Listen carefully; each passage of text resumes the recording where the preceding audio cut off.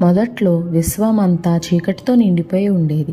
ఎక్కడా సూర్యుడు లేడు, నక్షత్రాలు లేవు, సృష్టి లేదు, శూన్యం మాత్రమే ఉంది. దేవతలు, ఋషులు ఈ విశ్వం ఎప్పుడెప్పుడు వెలుగుతో నిండుతుందా అని ఎదురు చూసేవారు. ఆ సమయంలో ఆదిశక్తి అయిన మహాదేవి తన దివ్య రూపంలో కూష్మాండాదేవిగా ప్రత్యక్షమైంది. ఆమె ముఖం 1000 సూర్యుల కాంతులతో ప్రకాశించేది. ఆమె చల్లని చిరునవ్వుతోనే మొత్తం విశ్వం సృష్టించింది. అందుకే ఆమెను కూష్మాండ అని పిలుస్తారు. విశ్వాన్ని సృష్టించిన తర్వాత ఆమె దానిలో వెలుగుని నింపింది. సూర్యుడికి తన శక్తినిచ్చి అతన్ని ప్రకాశవంతంగా చేసింది. ఈ రోజుకి కూడా సూర్యుడు ఆమె కాంతితోనే వెలుగుతాడు.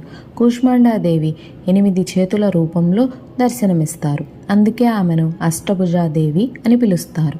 ఆమె చేతిలో కమండలము, ధనస్సు, బాణము, కమలము, అమృత కలశము, చక్రము, గద మరియు ఒక చేయి భయ నివారణ ముద్రలో ఉంటుంది.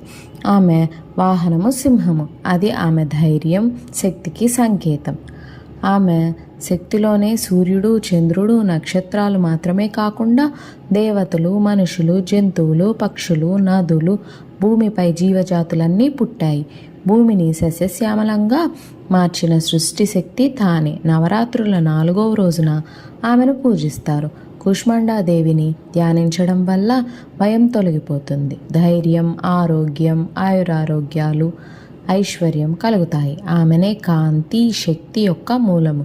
చీకటి, అజ్ఞానం తొలగించి జ్ఞానాన్ని ప్రసాదిస్తుంది.